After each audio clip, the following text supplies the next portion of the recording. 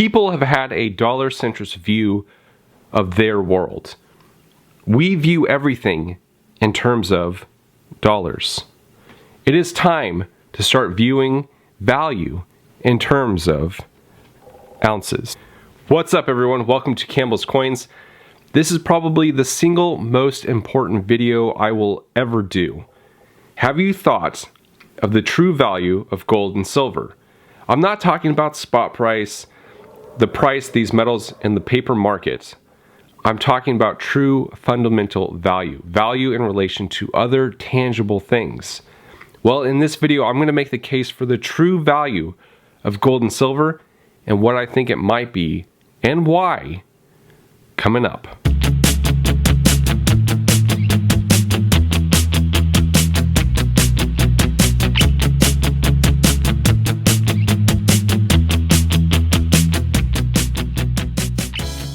The information in this episode has been carefully compiled from sources believed to be reliable, but the accuracy of the information is not guaranteed. I am not a licensed financial analyst. I'm a precious metal strategist. This episode is not intended as investment advice. The opinions expressed are mine. I cannot guarantee any silver or gold products you purchase will rise in value. You should be aware that prices will fluctuate and may go down as well as up. Strategies mentioned in this episode may not be suitable for you. Past performance is not an indication of future profits. The decision as to how much to allocate is strictly up to you and/or your financial advisor. Before I get started, if you hear any wind howling or rain through the microphone, it is a dark and stormy night here at the Campbell household, so I apologize in advance for all that. For millennia, gold and silver have been money. In fact, silver has been used as money far longer than gold. Gold and silver is listed in the US Constitution as the only acceptable form of legal money. It wasn't until 1971 when Nixon took us off the gold standard that we had paper currency not covered by any precious metal. As of the filming of this video, today is the 26th of January 2021. Spot price for gold is around $18.86 per ounce, and the spot price for silver is around $23.85 per ounce. But what are their true values? I actually started writing the outline for this video almost 2 years ago when the gold spot price was $1,400 and silver's was $1,500 per ounce. But I felt it was necessary to get this information out to you fine folks, given everything that's going on with the markets and the state of politics in America. I want you to all be prepared and to help yourselves so that when things get bad, you will be ready. In order to find true value of gold and silver, we need context. And in order to get context, we have to look at four things. The first, past and current economic trends. Second, gold and silver's uses. Third, past gold and silver prices in relation to tangible assets. And finally, reasons why gold and silver should be valued at a certain amount. I couldn't in good conscience just make a video and say, gold is X amount and silver is X amount. I would look like an asshole, and rightfully so. I'm going to list a lot of here, and we're going to be bouncing around, but please stay with me because I swear it is all woven together to give you the best picture for the price of precious metals and why I feel that they are so vital to own. So hang on, because we're going for a ride. Shorty! Chao Chi! Lapsu Tsangza! Hello, lady, we're going for a ride! They are undervalued, their price is suppressed, and they are some of the most important commodities in the world. Today we are talking about gold and silver, their vital importance to you and the world, and their true value. Let's start off with a few clarifications. What do I mean by the price is suppressed?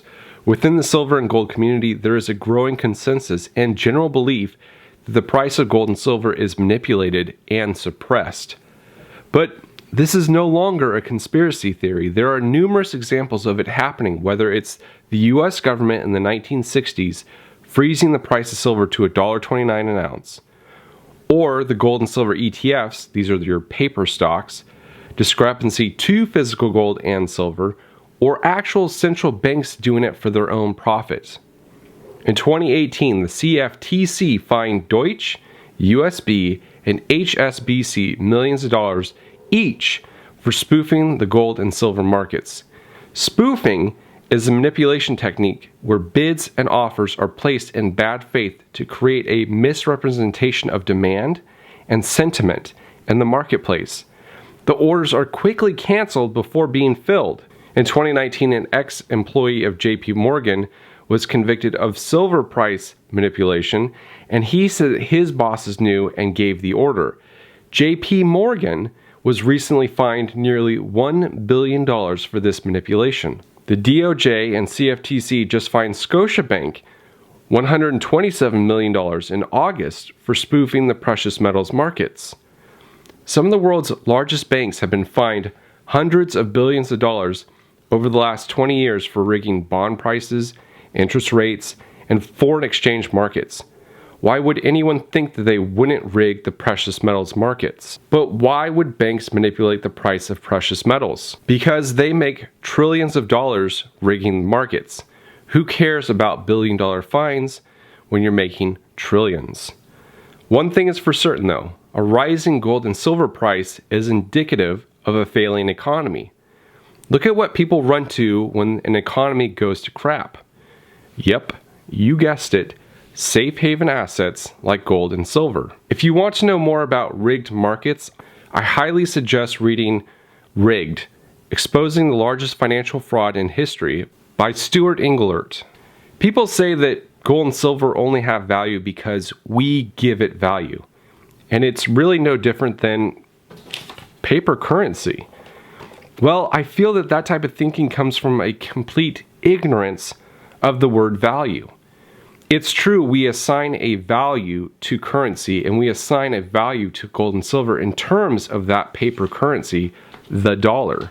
I think putting a value in terms of dollars is only a way for everyday folks to understand the value of other objects. If I were to say an acre of land is worth an ounce of silver, people would go, what? Huh?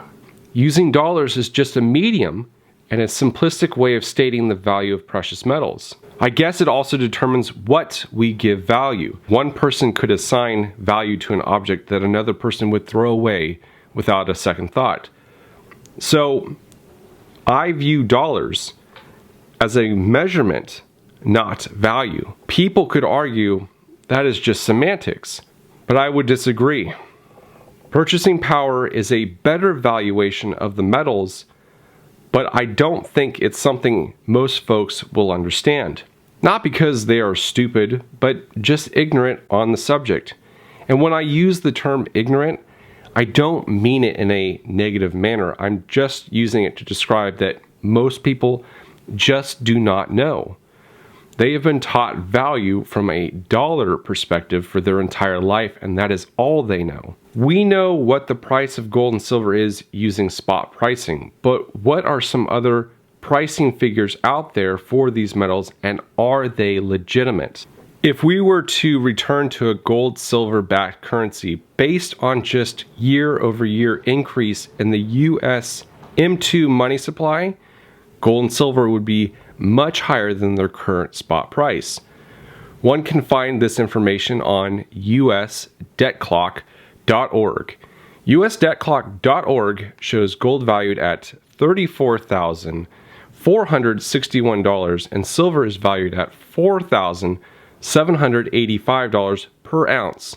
Just a little under 2 years ago in April 2019, when I was doing the outline for this video, the gold price was $5,947 per ounce, and the silver price was $725 per ounce. It has jumped up that much due to the increased money supply. How did the money supply increase? Well, they are printing money like crazy. Actually, it's not really printed, but this is just the best way to describe what's happening. It's really being digitally created in the form of loans. Yep, just numbers on a computer. This increase from April 2019 to January 2021 alone should have you concerned about inflation in the economy. But wait, I've got a lot more to share with you. Who is causing all this increased money supply? You can thank all past presidents for that, but specifically a big you to Bush and Obama. From the inception of the United States, 1789 through 1913, the total debt created was, brace yourself, $2.9 billion. That's right, only $2.9 billion of debt in 124 years. From 1913 to 1981, this debt rose to $998 billion. Yes, your math is correct. For nearly 200 years of U.S. history, the total amount of debt was under $1 trillion. Just last month, December 2020, we printed more money in that month than the first 200 years of U.S. history. That is including all wars, everything else. Anything that you can imagine, printed beforehand, we did last month. The 1980s is where all of this changed. Reagan added $1.86 trillion to this total. Bush Sr. added $1.554 trillion to this total. Bill Clinton added another $1.396 trillion to Bush's total, making the total debt $5.808 trillion. In 20 years, our government managed to increase our national debt by $5 trillion. 5 times more debt than all previous U.S. history in just 20 years. But then George Bush and Obama arrived. Bush thought war was necessary and doubled our national debt, adding $5.849 trillion in his 8 years. Then that stuttering Obama came in and said, hold my beer. He added $8.588 trillion to our national debt, bringing the tally to $20.245 trillion. In 16 years, Bush and Obama managed to triple our national debt. It took 192 years to get to $998 billion. 20 years to get to $5.808 trillion. In only 16 years to triple this debt to $20.245 trillion. Then Trump came in and he said he was going to cut spending, but realized in order to keep the economy propped up, he has to spend money. And no president wants to drop the hot potato on their watch. Over $3 trillion has been spent in 2020 alone thanks to China and the coronavirus. Now, for nearly a year, we have had a couple stimuluses with more stimuluses scheduled on the way. These stimuluses are having less and less of an effect. As a nation, we have created $27.8 trillion in debt, and it is growing. Do you see how these numbers are exponentially getting larger in a shorter amount of time?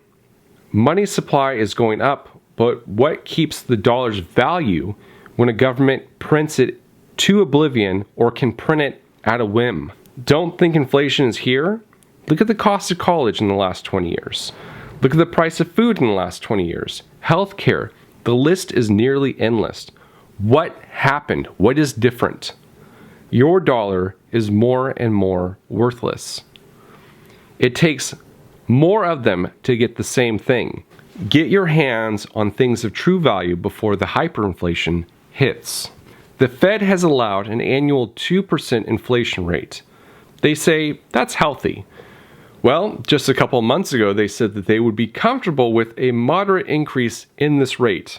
They were careful to not be specific on how high it will be or how much it will fluctuate. So lucky us. Gold and silver is a hedge against this inflation.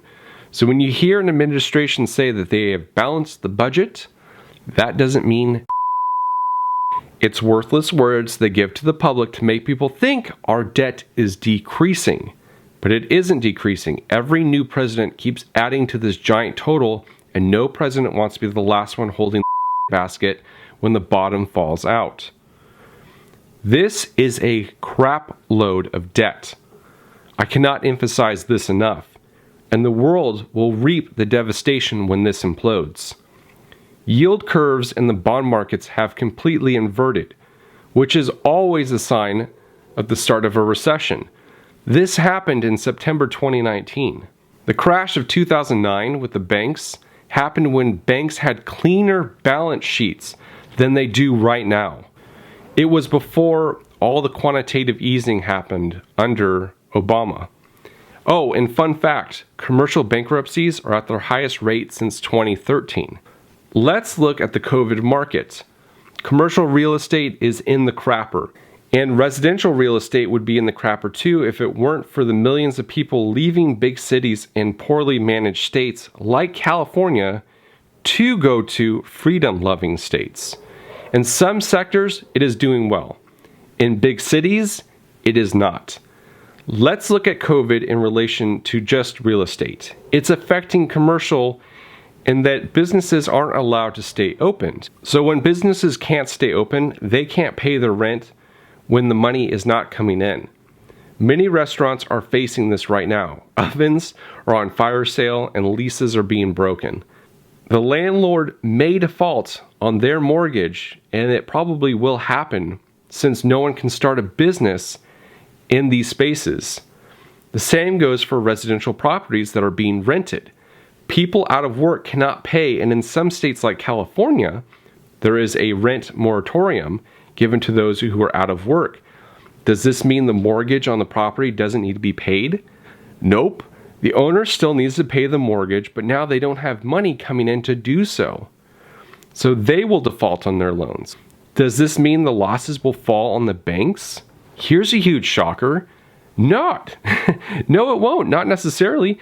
The banks bundled up all of these mortgages into commercial-backed securities and pushed them out there that the market bought up. So they might be in your 401k and you don't even know it. Have any of you seen The Big Short? I highly recommend this movie, by the way. It's exactly like that. Those practices didn't go away after 2008. They're still there. It's one roller coaster ride after another using our money. 6 companies are holding up the stock market: Amazon, Apple, Facebook, Google, Microsoft, and Netflix. These 6 companies hold 40% of the market share in the S&P 500. It's not really the S&P 500, it's the S&P 6. The other 494 are essentially worthless. Going back to gold valued estimates, this number on usdebtclock.org is small when compared to others who value gold at, say, $15,000 an ounce, or $50,000 an ounce, or even $200,000 per ounce. If you think gold will go up to $20,000 or higher per ounce, silver will follow, and it will follow in a big way. It has always followed gold. Look at the gold price increase during the bull markets of 1980 and 2011. Silver followed suit. Look at what happened in the last 2 years. Gold steadily grew from $13.50 to $20.50 an ounce, and silver stayed behind. But in July and September 2020, it exploded. Silver may lag behind for a hot minute, but eventually jumps very high. Look at the gold prices and silver currently and compare them to the values listed on the US debt clock. Look at the world economy around you. Look at their uses in the properties. Do their current prices seem undervalued to you? If your answer to that question is yes, then any price you pay for gold and silver, as long as it's under its fundamental value, is an awesome deal. If you would like to know which is a better buy, take the values listed on usdebtclock.org and divide them by their current value. So if we took $34,461 for the gold per ounce here, the dollars per ounce, divide it by 1886, let's just say, 34,461 divided by 1886 per ounce, that's today's dollars, you get 18.27 times undervalued. Let's check out silver. Silver's $4,785. I think it's $25.80 or something like that right now. I just don't have it up in front of me. I apologize.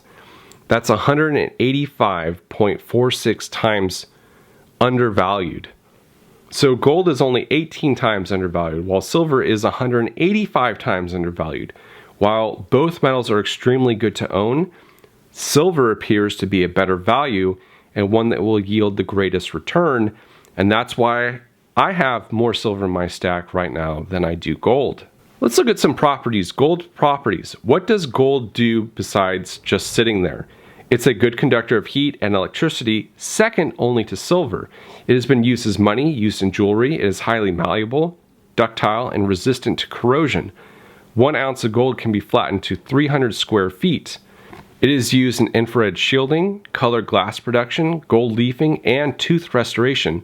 Oh, and it is also indestructible. It's also rare as hell. Within the Earth's crust, there's only 1 gram of gold for every 130 tons of earth. Last I heard, it cost $1,250 to pull out 1 ounce of gold from the earth. But compared to silver, these uses pale in comparison. Let's look at silver's properties. Silver is the second most versatile commodity in the world next to oil. Silver isn't just used in coins as a precious metal, it's vastly undervalued compared to gold and other commodities. Part of the reason why is because silver is used in a variety of products, and the companies producing those products would like to receive silver for as cheap as possible. Silver has been driven to an industrial metal instead of being treasured as a precious metal since the crime of 1873. It is a little harder than gold and is very ductile and malleable. Pure silver has the highest electrical and thermal conductivity of all metals and possesses the lowest contact resistance. It is also the most reflective metal. It is used in yoga pants, batteries, solar panels, gloves that can be used on touchscreens like your phone. Silver is antimicrobial. I could drone on, but for the sake of repetitiveness, I have covered all the properties of silver in this video, and you should check it out. But with all these uses comes high demand, and it is being used to the point of extinction. It is vital to our way of life, and yet within the Earth's crust, there's only 1 gram of silver for every 12.5 tons of earth. It's not as rare as gold, but to give you some perspective, there's 60 grams of copper per 1 ton of earth. Copper is 800 times less rare than silver. With all these uses and its rarity, silver sits at the bottom of the market? Does that make sense? Mexico is the world's largest producer of silver with 190 million ounces every year. But a 2018 U.S. Geological Survey estimates Mexico has 5 years of silver left. At the time of filming this video, January 2021, that would mean Mexico has 2 years of silver left. I think Mexico realizes this and why they have shut down production of silver for export. Look how long it took to get silver Libertads to be released into the market. COVID might have been a factor, but it didn't stop the other world mints from releasing their coins. At least not with the same delay that Mexico had. They wanted to keep such a precious commodity for themselves, and frankly, who can blame them? Let's look at some historical prices. How else to determine the price of gold and silver? We can look at historical values to get an idea of what the price would look like today. During Roman times, 1 denarius would be given for a hard day's worth of work. A denarius contains 1/10 of an ounce of silver. And today's prices, 1/10 of an ounce of silver would be $2.50. Would you do a hard day worth of labor for $2.50? No one would. Sun Tzu in The Art of War talked about commanding a 100,000 man army for the price of 1,000 ounces of silver per day. That breaks down to 1/10 of an ounce of silver per soldier per day. Soldiers are getting paid to fight and die for $2.50 per day. That's roughly the amount of silver in this dime here. If that number seems small to you, maybe it's time to reevaluate the price of silver to reflect modern numbers. The Louisiana Purchase in 1812, America bought 529,280,000 acres of land from France for 60 million francs, or $15 million. One 20 franc coin contains 0.1867 troy ounces of gold. So if 60 million francs purchased it, that's 3 million 20 franc coins. 3 million times 0.1867 equals 560,100 ounces for the Louisiana Purchase. If we were to break that down further, 560,000 ounces divided by 529,280,000 acres, and that equals 0.00105823044 troy ounces of gold per acre. The Louisiana Purchase is essentially 1 ounce of gold for 1,000 acres. Want to really get your head to spin? Convert this to the gold to silver ratio of the time, 15:1. Take the land purchase for 1 ounce of gold, which is 1,000 acres, and divide it by 15. You get the acres per ounce of silver. That comes to 66.6 acres of land for 1 ounce of silver. Can you purchase 66.6 acres today for 1 ounce of silver? Nope. All of this shows us the value of silver today is dramatically less than its value 200, even 2,000 years ago. The same with gold. But it is more rare, both above ground and below ground, than it was back then, and the uses for it have exploded. These values show us the price of gold and silver is way off today than ever before. How is gold and silver tied together? The gold to silver ratio. I have done an extensive video on this, and you can check it out here. The current gold to silver price ratio is around 73:1. On average, the gold to silver price ratio within the US has been 47:1. The gold to silver ratio is the current market value of gold and silver. It's crazy the average is 47:1 because it is mined out of the earth at an 8:1 ratio. 8 ounces of silver for every ounce of gold.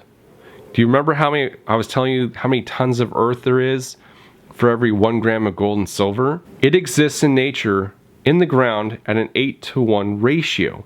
The price ratio, when you compare it to the prices of gold and silver on usdebtclock.org, is also 8:1. When gold and silver exist in the earth at an 8:1 ratio, how can their values be so extreme from one another? Especially when silver is 3 times more rare above ground than gold. Gold isn't used and thrown away like silver is. Gold doesn't corrode away like silver does.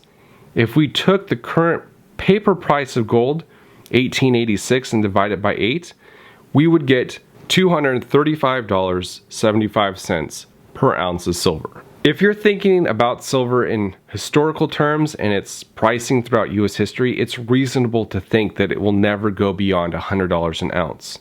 There's a lot of people that will laugh when anyone mentions it going above $50 an ounce, because it never has. However, things have changed in the last 50 years with silver, and people need to reevaluate what they know and how they think about silver.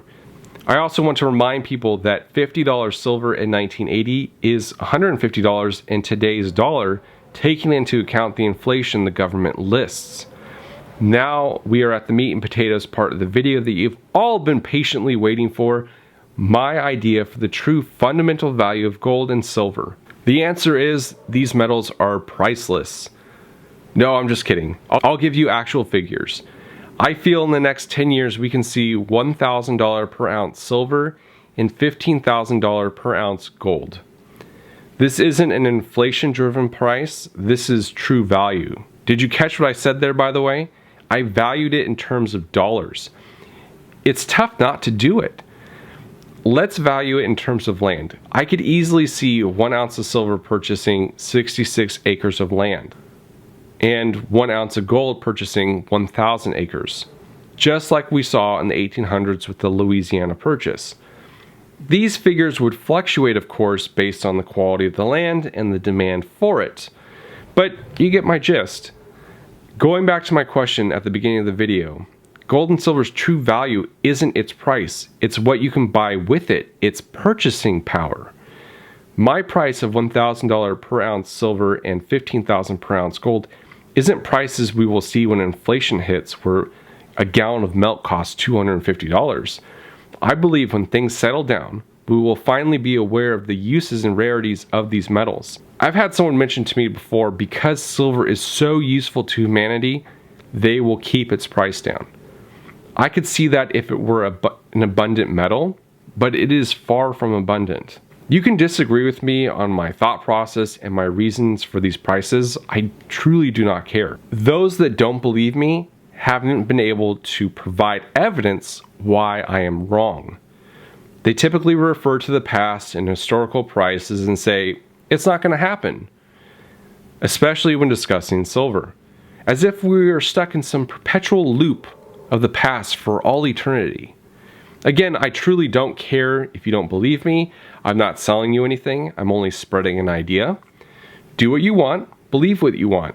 If you want to tell me I'm wrong, provide some proof on why I am wrong. If you think our economy is doing well with nearly triple the debt from 10 years ago, the banks on the verge of failing, 50% of the population not working because of COVID, money printing going 24/7, and many other markets on the verge of collapse, I don't know what else to say. I can only present why I feel gold and silver is worth much more than its current value and what led me to this conclusion. At the very least, you should come away from this video understanding that silver is vastly undervalued compared to gold. Both are vastly undervalued compared to their fundamental value. Whatever price you see gold going to, silver at a maximum should be only 8 times less, simply because it is 8 times less rare. But when one factors in silver's uses and increasing rarity, its value becomes more and more apparent. Why does all of this matter to you? I'm giving you reasons to buy gold and silver. Both are rare, both have uses other than money. Being in short supply doesn't mean anything on its own, so we looked at the economy to see if it's doing well. We have determined that it's not doing well, and under Biden it will only get worse, and the money printing will exponentially grow. I'm not talking about owning gold and silver paper contracts. Only physical gold and physical silver outside the banking system will do. The key word is outside. If you do not hold it, you do not own it. By the way, if you think holding your precious metals or anything of value in a bank is a good idea, you need to rethink that. I'm trying to show you that price means nothing. The reason price goes up is because the value of the dollar goes down. I believe it is incumbent upon all of us to educate ourselves, to read and learn about monetary history, and to realize and accept our debt-based financial system is fraught with fraud. In many ways, our debt-driven economy is an illusion, while precious metals are tangible assets, something you can hold in your hand. Personally, I view physical precious metals as an insurance rather than an investment. The primary reason for holding or owning precious metals is wealth preservation in times of currency debasement, and that's what we have going on right now. Currency debasement. What do you guys think of gold and silver's true value?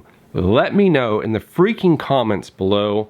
If you guys like this video, please share it with others. Spread the word and keep on stacking. I hope this video has helped you. Thank you all so much for watching. This is Campbell's Coins, and that is my 2 cents.